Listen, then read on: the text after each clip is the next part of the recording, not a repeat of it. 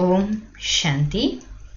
संपूर्ण पवित्रता की अव्यक्तवाणी की सीरीज को कंटिन्यू करते हैं। तो बाबा कहते हैं जो मिलियन मिनट्स ऑफ पीस का कार्य चला, या कहें हम के गोल्डन जुबली के सेवा के कार्य चले यज्ञ में, वो भी अच्छे रहे। तो इससे, इस सेवा से देश विदेश के संगठन से वर्ग की सेवा हुई। ये चारों ओर एक ही समय एक ही आवाज बुलंद होने या फैलने का साधन अच्छा है। आगे भी जो भी प्रोग्राम करो, लेकिन एक ही समय देश विदेश में चारों ओर एक ही प्रकार की सेवा कर, फिर सेवा का फलस्वरूप मधुबन में संगठित रूप में हो। चारों ओर एक लहर होने कारण सब में उमंग उत्साह भी होता है, और चारों ओर रूहानी रेस होती, रेस नहीं कि हम और ज़्यादा से ज़्यादा सेवा का सबूत दे, ये रेस होती है।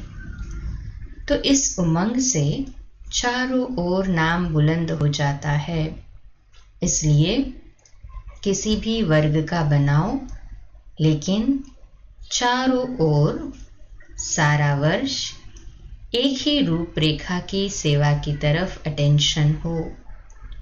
तो उन आत्माओं को भी चारों ओर का संगठन देख उमंग आता है। जो नई नई आत्माएं होती है जिनके पास संदेश जाता है, जैसे मिलियन मिनट्स ऑफ पीस, देश विदेश सभी जगह एक ही सेवा चल रही थी, तो लोगों को भी, सुनने वालों को उमंग आता है कि नहीं, इंटरनेशनल लेवल पे कुछ कार्य हो रहा है। तो इससे सेवा में भी नवीनता आती है। तो उन आत्माओं को भी चारों ओर का संगठन देख उमंग आता है, आगे बढ़ने का चांस मिलता है। इस विधि से प्लान बनाते बढ़ते चलो। पहले अपनी अपनी एरिया में उन वर्ग की सेवा कर छोटे छोटे संगठन के रूप में प्रोग्राम करते रहो, और उस संगठन से फिर जो विशेष आत्माएं हो उनको इस बड़े संगठन के लिए तैयार करो। लेकिन हर सेंटर या आसपास के मिलकर करो, क्योंकि कई यहाँ तक नहीं पहुँच सकते, तो वहाँ पर भी संगठन का जो प्रोग्राम होता उससे भी उन्हों को लाभ होता है। मधुबन में तो सभी नहीं पहुँच पाते, हर एक सेंटर में ये प्रोग्राम्स चलेंगे ऐसे अंडर वन कैनोपी, तो फिर वो सभी जगह उसको संदेश जाएगा। तो पहले छोटे छोटे स्नेह मिलन करो, फिर जोन को मिलाकर संगठन करो, फिर मधुबन का बड़ा संगठन हो। तो पहले से ही अनुभवी बन करके फिर यहाँ तक भी आएंगे। लेकिन देश विदेश में एक ही टॉपिक हो और एक ही वर्ग के हो। ऐसे भी टॉपिक्स होते हैं जिसमें 2-4 वर्ग भी मिल सकते हैं। टॉपिक विशाल है तो 2-3 वर्ग के भी उसी टॉपिक बीच आ सकते हैं। तो अभी देश विदेश में धर्म सत्ता, राज्य सत्ता और साइंस की सत्ता, तीनों के सैंपल्स तैयार करो। अच्छा, सर्व पवित्रता के वरदान के अधिकारी आत्माओं को, सदा एक रस निरंतर योगी जीवन के अनुभवी आत्माओं को, सदा हर संकल्प हर समय सच्चे सेवाधारी बनने वाली श्रेष्ठ आत्माओं को, विश्व स्नेही विश्व सेवाधारी बाप दादा का याद प्यार और नमस्ते।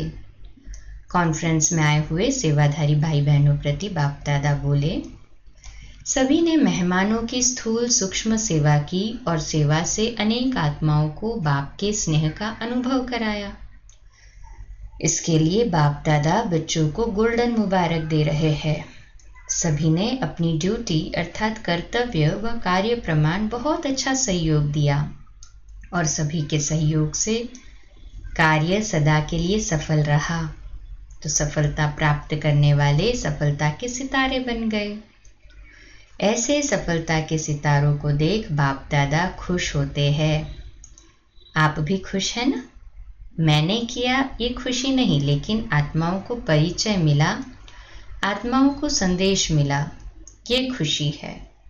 भटकी हुई आत्मा को ठिकाने का पता तो पड़ गया ना, तो बहुत अच्छी संगठन रूप में सेवा के निमित्त बने। तो बच्चे भी खुश है, बाप भी खुश है। बाप दादा बच्चों की हिम्मत भी देखते रहते हैं। हिम्मत से आगे बढ़ रहे हैं और सदा आगे बढ़ते रहेंगे। सेवा का प्रत्यक्ष फल खुशी हुई, शक्ति मिली। सेवा करते आत्माओं को स्थूल सूक्ष्म बाप के स्थान का अनुभव कराया। ये पुण्य का काम किया ना, तो स्थूल सेवा भी की और पुण्य भी किया। तो जो पुण्य करता है उसको, जिसका पुण्य करते हैं उसकी आशीर्वाद मिलती है। तो सभी आत्माओं के दिल से जो खुशी के संकल्प पैदा हुए, वह शुभ संकल्प भी आपकी आशीर्वाद बन गए। तो सेवा किया अर्थात पुण्य किया, और पुण्य का फल सभी की शुभकामनाओं की आशीर्वाद मिली और भविष्य भी जमा हो गया। तो कितने फायदे हुए। साधारण सेवा भी होगी, लेकिन कितनी श्रेष्ठ सेवा और उसकी श्रेष्ठ प्रारब्ध रही। तो सदा अपने को सेवाधारी समझ सेवा का अविनाशी फल खुशी और शक्ति सदा लेते रहो। सेवा से बुद्धि बिजी भी रहती है ना, तो बिजी रहने के कारण निर्विघ्न रहते हैं, ये भी मदद मिल जाती है। तो जो हुआ ड्रामा, लेकिन जो हुआ उससे लाभ ले लेना चाहिए। तो जमा भी हुआ और प्रत्यक्ष में भी मिला, डबल हो गया। बाप दादा ने मुबारक तो दे ही दी। अच्छा, ओम शांति।